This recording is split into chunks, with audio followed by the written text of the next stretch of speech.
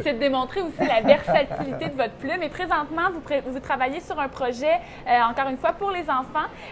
C'est la collection du lac en ciel.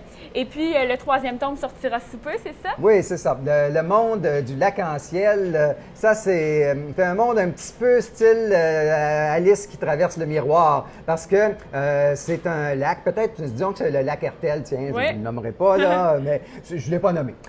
J'ai dit que c'est un de mes anciens élèves qui m'a raconté tout ça.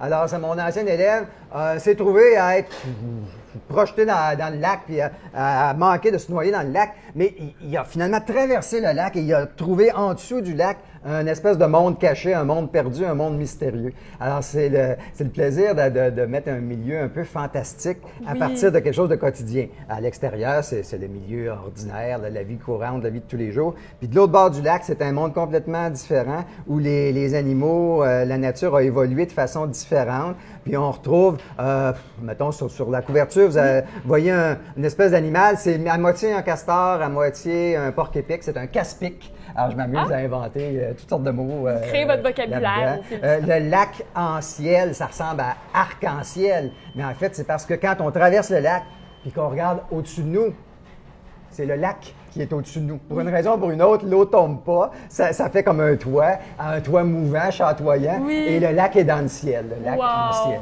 Ça nous donne le goût de le lire, même pour les grands. Et d'ailleurs, vous nous laissez ces deux tomes-là à faire tirer au public. Alors, le titre en filet, la question aujourd'hui, c'est quel est le nom de cette série-là? Pouvez-vous nous donner un petit indice? Eh bien, il y a un lac, il y a un ciel, il y a un lac en ciel. Exactement. Alors, vous pouvez d'ailleurs retrouver toute l'émission sur le site de TVR9. Donc, M. Guillet, on va s'apprêter peut-être à goûter un petit peu ce qu'il y a ici. Est-ce que vous sortez beaucoup au restaurant?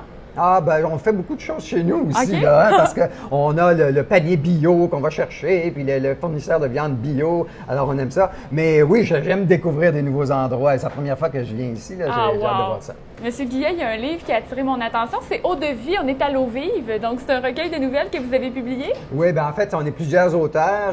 C'était pour ramasser des fonds pour la Fondation Rivière de Roy Dupuis. Alors, la vente sert à cette fondation-là. Eh bien, il est d'Adon, disons, à l'endroit où nous sommes aujourd'hui. Disons que ça convient beaucoup aux circonstances. Ben oui, il y a un concept, n'est-ce pas? Oui, c'est ça, exactement. Oh, qu'est-ce qui se passe là?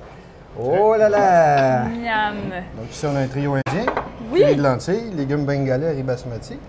Et ici, on a une salade de repas à base de hummus, pois chiches, cachou grillés et sumac. Wow! Et c'est tellement dans le détail, c'est tellement beau. Ça sent bon aussi, hein? Oui. Ça, c'est les filles qui ont des belles assiettes avec tous les légumes bio qu'on a ici dans le magasin. Wow! Et c'est végétarien en plus. Oui, ben je vous félicite, monsieur. D'abord, ça a l'air très appétissant et puis c'est bon pour l'environnement. Oui, on déguste et on vous en donne des nouvelles. Bon appétit! Merci beaucoup, Merci Patrick. beaucoup. Donc, Monsieur Guillet, vous disiez tout à l'heure que vous aimez beaucoup cuisiner à la maison. Je découvre toute une variété de possibilités et d'aliments. C'est très, très bon au goût. Là. Il y a toutes sortes de créativité là-dedans. Il y a plein de livres de recettes là, sur le marché là, où on peut trouver toutes sortes d'idées. Puis aussi, comme je disais, monsieur, c'est à la fois bon pour l'environnement et bon pour notre santé. C'est reconnu. Manger moins de viande, c'est juste bon pour nous. Je suis aussi un ambassadeur de la Fondation David Suzuki. Alors, j'ai ça à cœur, un peu d'en parler. Je suis content d'avoir cette tribune-là. Mais j'ai hâte de manger aussi. Oui, allez-y. Est-ce que vous avez déjà mangé quelque chose du genre? Bien oui, probablement, mais chacun a ses façons de l'apprêter. Oui. J'ai hâte de voir. Et puis, regardez si c'est beau, toutes les couleurs dans ces assiettes-là. Et voilà, les légumes, tout est dans Il y a de la recherche là-dedans. Des belles regardez, c'est juliennes. léger, ce riz-là, là, ici, les beaux légumes. Il y a un concept recherché ici. Exactement. Et ce qui est intéressant, c'est que les gens peuvent même venir chercher des plats pour emporter ici. Ah, ben ça, alors, c'est bien. ceux qui n'ont pas nécessairement le temps de cuisiner. On est un petit peu plus pressé, un peu plus paresseux. Êtes-vous paresseux, vous, des fois, en cuisine? Ça m'arrive, oui.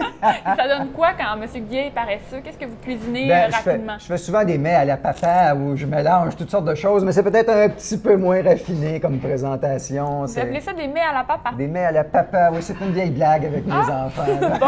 C'est pas toujours bon signe des mets à la papa. J'en doute pas. C'est pas à la distasio.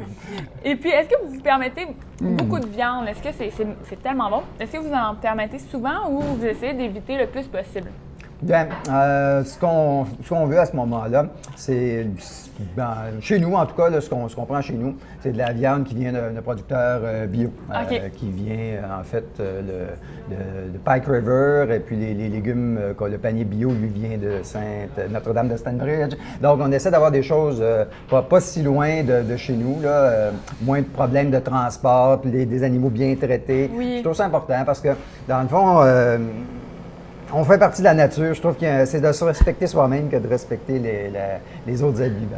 Et d'ailleurs, est-ce que vous trouvez que les restaurants manquent un peu de plats végétariens? Trouvez-vous qu'on devrait en servir plus? Oui. De plus en plus, il y a des menus végétariens un petit peu partout. Et ça, c'est très intéressant. C'est certain, il y a quelques années, c'était plus difficile.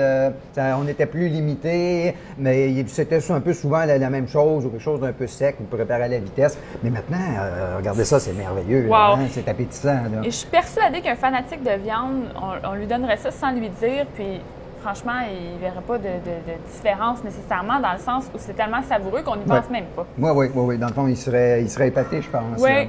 Certains croient qu'on n'est pas bourré. Voyons, sans viande, on n'a pas tout ce qu'il faut. Écoutez, ici, moi, j'ai une magnifique purée de pois chiches qui est très consistante. J'imagine qu'on peut... C'est très nutritif. Mais aussi, je pense qu'il faut prendre le temps de le savourer, de le déguster.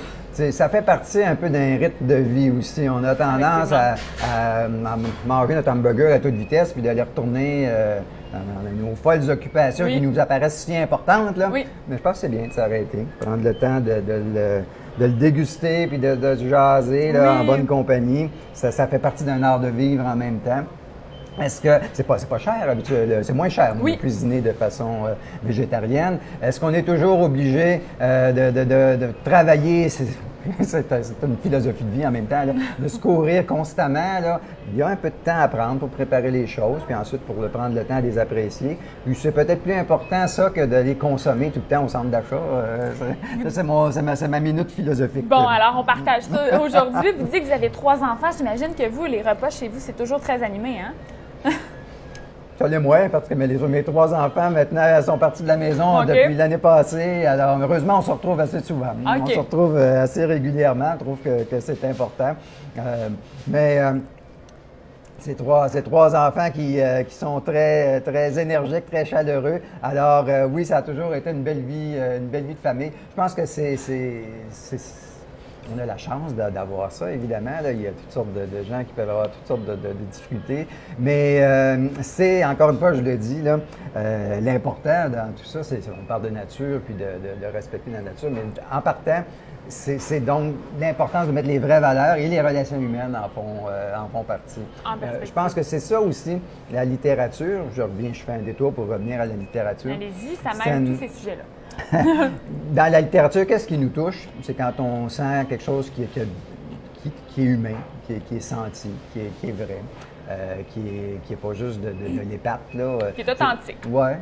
Et puis c'est pour ça que je reviens à dire que écrire pour les tout jeunes ou écrire pour les plus vieux, on reste des êtres humains à travers toute notre vie. Puis c'est ça qui est l'intérêt aussi d'écrire, je pense. Oui.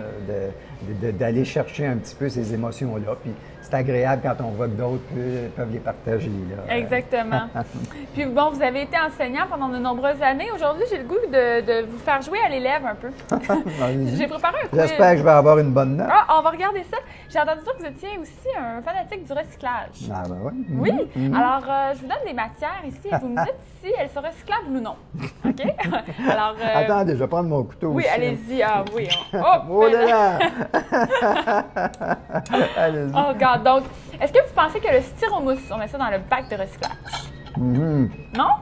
Malheureusement, le styromousse, c'est une abomination qui n'est pas recyclable, si je ne me trompe pas. Hein? Est-ce que j'ai la bonne réponse? Bonne réponse. Ouf. Oui. Le liège. Qu'est-ce que je gagne? Pas tout de suite, il faut que j'aille plus la bonne réponse. Non, c'est à la fin, là, on va voir. Le liège. Le liège est quelque chose, en tout cas, qui vient de l'écorce des arbres. Oui. Alors, c'est une ressource qui est renouvelable. Quand on respecte ces arbres-là, on peut réutiliser les mêmes arbres pendant plusieurs années pour prendre l'écorce. Je patine là, parce qu'une fois que le liège est fait puis il est dans le bouchon, est-ce qu'on peut réutiliser le bouchon? D'après moi, on pourrait probablement s'en servir pour faire des matériaux de recouvrement. Là, on voit ça dans les maisons. Est-ce que j'ai raison? Peut-être, mais on ne peut pas le mettre dans notre bac de recyclage. Non. malheureusement, mais on peut faire plein de beaux bricolages avec les enfants. Ben ça, c'est certain. Oui. C'est vrai, ça, dans les écoles, à la maternelle, les petits bonhommes en liège. Là. Ben OK, oui. bonne idée. Quelle bonne idée. Ouais. Et des assiettes et du papier d'aluminium. Qu'est-ce qu'on fait avec ça? Qu'est-ce qu'on fait avec ça? Bien, ça aussi, on va faire des bricolages, là, Oui, en tout cas. Là. c'est sûr. Je pourrais peut-être en mettre quelques-unes derrière ma cour parce qu'il y a des gros oiseaux noirs qui viennent manger toutes les graines pour les petits oiseaux que je vais attirer. Mais ça doit se recycler. Très non? bien. Bon, Ça se bravo. recycle à l'infini. Du bois. Oui, du bois. Il y a des écocentres, en tout cas, où on peut Oui. aller les porter pour eux qui vont faire la récupération ou ils vont en disposer de façon la plus écologique possible. Exactement, mais on ne met pas ça dans nos bacs verts. Ouais. Et finalement, les ampoules. Les ampoules, tu parles des ampoules fluorocompactes peut-être. Oui. Hein? Ça, il faut aller les porter au centre de récupération justement. Parce qu'il y a un petit peu de mercure là-dedans. Il Exact. ne faut pas disperser ça n'importe comment dans l'environnement. Et il y a même des grands magasins comme Ikea et Rona qui les récupèrent. Ah oui, pour c'est nous. vrai, ça, c'est une Alors, bonne c'est idée. intéressant de Oui, le dire. oui, oui. Si vous avez eu, on va dire une note parfaite. Vous méritez un beau dessert après ça. Ah, ben parfait. Mais commencez à savourer le repas Oui, avant. Là. mais merci beaucoup, M. Guillet, d'avoir été là. Je vous laisse, on déguste là, finalement à un moment donné. Merci beaucoup et on se retrouve pour le 3e tome de votre série, Le Lac en Ciel. OK, ben ça m'a fait plaisir. Merci de Merci. m'avoir accueilli et Ah, de ça me me faire fait découvrir plaisir. ce beau restaurant-là. Je vais y revenir en famille. Certainement, on vous attend. OK.